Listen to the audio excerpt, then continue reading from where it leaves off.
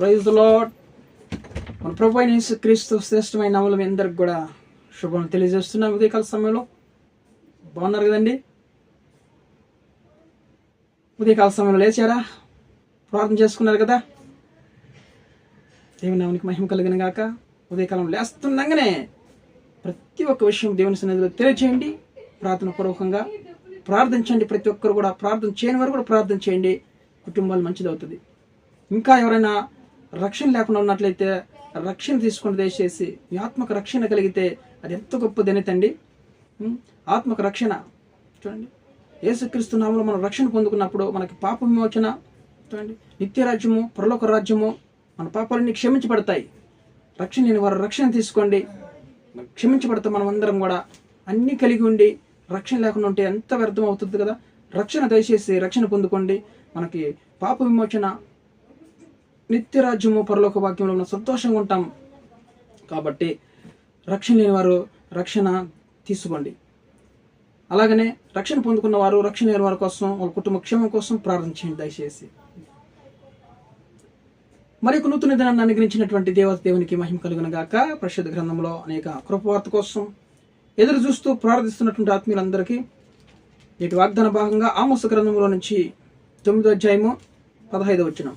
ఆమోసు గ్రంథంలో నుంచి 9వ అధ్యాయము 15వ వచనం. వారి దేశమందు నేను వారిని నాటుదును, నేను వారికి ఇచ్చిన దేశంలో నుండి వారిగా పెరికివేయబడరని నీ దేవుడైన యెహోవా సెలవిచ్చుచున్నాడు. ప్రైజ్ ది లార్డ్ అండి. చూడండి, వారి దేశమందు నేను వారిని నాటుతానంటున్నాడు దేవుడు. మనల్ని దేశమందు నివసించినట్లుగా దేవుడు మనల్ని నాటుతానంటున్నాడు కదా. మనము సాలు దున్ని పొలాల్లో విత్తనాలు వేసినప్పుడు అవి చిన్నగా మొలకలు ఎత్తుతాయి కదా. మనం నాటుతాం అనమాట. విత్తనాలను నాటినప్పుడు అవి చిన్నగా మొలకలు ఎత్తి కొంచెం పెద్దగైనప్పుడు చూడండి, మంచి గాలి వాన వర్షం వచ్చినప్పుడు అవన్నీ కూడా కొట్టుకొని వెళ్ళిపోతాయి.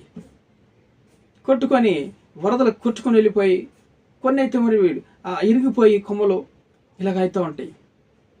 కానీ దేవుడు నాటినటువంటి చూడండి చెట్టుగానైతే అది ఎప్పటికీ కూలిపోదు. హల్లెలూయా. దేవుడు మనల్ని ఈరోజు వారి దేశమందు నేను వారిని నాటుతాను అంటున్నాడు అనమాట. వారి దేశమందు నేను వారిని నాటుదును, నేను వారికి ఇచ్చిన దేశం నుండి వారిక ఎన్నడూ కూడా పెరికివేయబడరు. నీ దేవుడు ఆయన సెలవిచ్చున్నాడు ఈరోజు మన దేవుడు. ఇంకెప్పుడు కూడా దేవుడు నాటిన చెట్టుని ఎవ్వరు కూడా పెరికివేయలేరు అనమాట. ఎస్, దేవుడు ఒక్కసారి నాటాడంటే మన జీవితాలని, మన కుటుంబాలని మనం ఆశీర్వదించాడంటే ఇంకెవ్వరు కూడా ఆశీర్వాదాలను తీసివేయలేడు. ఏ దుష్టుడు తీసుకోలేడు, ఎవరు శత్రువులు కూడా తీసుకోలేరు మన ఎదురు నుంచి. దేవుడు నాటినటువంటి కొమ్మ అనగా దేవుని కుమారుడు. గ్రంథం ఉంటుంది అనగా కొమ్మ, ఆ కొమ్మ నేను కాయచున్నాను ప్రతిదినం అన్నాడు దేవుడు. కొమ్మ అనగా ఆయన కుమారుడు, ఆయన పరిచర్య చేసేటువంటి కుమారుడు. దేవుడు మనల్ని నాటుతానంటున్నాడు దేవుడు. ఎస్, దేవుడు నాటబడిన బిడ్డలో స్థిరంగా ఉంటారనమాట. దేవుడు నాటబడితే ఒక్కసారి మనము ఎప్పుడు కూడా అది పచ్చగా ఎదుగుతూ ఉంటాం అనమాట. అందుకని ఈ వాగ్దానం అయితే ప్రార్థించండి. మనము ఆ దేశం ముందు నాటబడలేదేమో, ఇంకా మనం దేవుని సన్నిధిలో నాటబడలేక అటు ఇటు పరిగెత్తుతున్నామేమో. ఈరోజు ఈ వాగ్దానం, ప్రభువా మమ్మల్ని ఒక దేశం ముందు నాటు ప్రభువా, దేశంలో మనం నాటుతానన్నావు. మీరు నాటితే మనం స్థిరంగా మేము ఎదుగుతాం ప్రభువా. దేవుడు నాటినటువంటి చెట్టు అది ఎవ్వరు కూడా పెరిగి వెళ్ళరు. ఇంకా గాలివాన వచ్చినా అది పడకపోదు, తుఫాన్ వచ్చినా భూకంపం వచ్చినా కూడా అది విరిగిపోదు. దేవుని నామానికి మహిమ కలుగునుగా. ఎందుకంటే అది యెహోవా నాటినటువంటి చెట్టు కాబట్టి, మన జీవితాన్ని దేవుడు నాటాడు కాబట్టి ఎప్పుడు కూడా మనం విరిగిపోము, పడిపోము, స్థిరంగా ఉంటుందన్నమాట మన జీవితాలు. ఎన్నో కుటుంబాలు ఈరోజు విరిగిపోతున్నాయి, పడిపోతున్నాయి. సమస్యల్లో, ఫైనాన్షియల్గా, ఆర్థికంగా, అప్పుల్లో, సమస్యల్లో ఇరుక్కుని పోయి ఉంటున్నారు, విరిగిపోతున్నారు, పడిపోతున్నారు కదా. దేవుని యొద్ద నుంచి విరిగిపోతున్నారు, పడిపోతున్నారు వాళ్ళు. కానీ దేవుడు కడతానంటున్నాడు, మరలా నేను నాటుతాను మిమ్మల్ని, మీ జీవితాన్ని. ఇంకెప్పుడు ఎవరు కూడా ఏ శత్రువు కూడా వచ్చి మిమ్మల్ని పెరికి వేయలేడని దేవుడు ఈరోజు స్పష్టంగా మంచి వాగ్దానం దేవుడు మనతో మాట్లాడుతున్నాడు అనమాట. ఎస్, దానియేలు కూడా చూడండి. దానియేలు ఒక రాజుగారి దగ్గర పనిచేస్తున్నప్పుడు అతడు ఎంతో నమ్మకస్తులుగా పనిచేశాడు. దానియేలు పక్కన వాళ్ళందరూ కూడా మరి వాళ్ళు పనిచేస్తున్నారు, కానీ వాళ్ళు లంచపు గొండ్లు, లంచాన్ని డబ్బులు ఎక్కువ సంపాదించుకుని ఆశ కలిగి లంచపు గొండ్లు, అన్యాయం చేసేవాళ్ళు, లంచాలు తీసుకునేవాళ్ళు, కరెక్ట్గా చెప్పిన పని చేయకుండా లంచాలు తీసుకునేవాళ్ళు. కానీ దానియేలు దగ్గర ఏ తప్పు కూడా కనిపెట్టలేకపోయినారు. ఆయన న్యాయంగా మరి బ్రతుకుతున్నాడు, న్యాయంగా రాజు దగ్గర మరి కరెక్ట్గా నమ్మకంగా పనిచేస్తున్నాడు. అతన్ని ఎలాగైనా సరే తప్పులు బట్టి ఇరికించాలని అన్ని ప్రయత్నాలు పన్నాగలు చేశారు. అక్కడ ఉన్నటువంటి కొంతమంది అసూయపరులు ఏది కూడా దానియేలు దగ్గర తప్పు కట్ట మరి కనిపెట్టలేకపోయారు. కాగా ఆఖరికి రాజు దగ్గర ఒక శాసనం తీసుకుని వచ్చి దానియేలును సింహం బోన్లో పడవేసినప్పుడు, ఆయన నీతిపరుడు కదా, మరి దానియేలు యథార్థవంతుడు కదా, ముమ్మారు ప్రార్థించేవాడు దేవుడు, ఏ తప్పు చేయలేదు ఆయన, ఏ పొరపాటు చేయలేదు ఆయన. కాబట్టి ఆయన దానియేలు సింహ బోన్లో దానియేలుని విసిరేసినప్పుడు సింహాన్ని ఆయన వద్దకు వచ్చి మోకరించేస్తానమాట. మోకరించి దానియేలుకు నమస్కారం చేస్తున్నాయి. దానియేలు ప్రార్థన చేసి ముగించినప్పుడు అవి ఆమెనట్టుగా మరి చేతులు ముందుకిచ్చి కూర్చొని ఉన్నాయి. దేవుని నామానికి మహిమ కలుగును గాక. ఈ రోజు నువ్వు ప్రార్థన చేసి దేవునికి నమ్మకస్తుడిగా, మనం దేవుని సన్నిధిలో నాటబడిన మరి దేవుని బిడ్డగా, ఆయన నాటిన కొమ్మగా చెట్టుగా మనం ఉంటే సమస్యలు ఎదురు సాగిలపడతాయి. సమస్యలు కూడా ఆమెను చెప్పి వెళ్ళి పారిపోతాయి అన్నమాట. సింహాలు నమస్కారం చేసి ఆమెన్ అన్నట్లుగా ఈరోజు సమస్యలన్నీ కూడా నీ సన్నిధిలో సాగిలపడతాయి.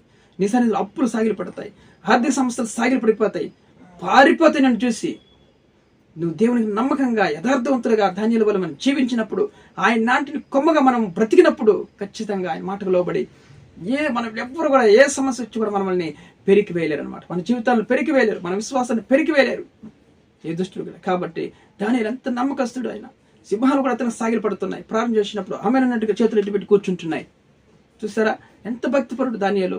అలాంటి భక్తి విశ్వాసం మనం ఉండాలన్నమాట. ఎందుకంటే దానియేలు దేవుని ఆత్మతో నింపబడ్డాడు, దేవుని సన్నిధిలో నాటపడ్డాడు. అతను ఎవ్వరు కూడా పెరికి వేయలేకపోయారు.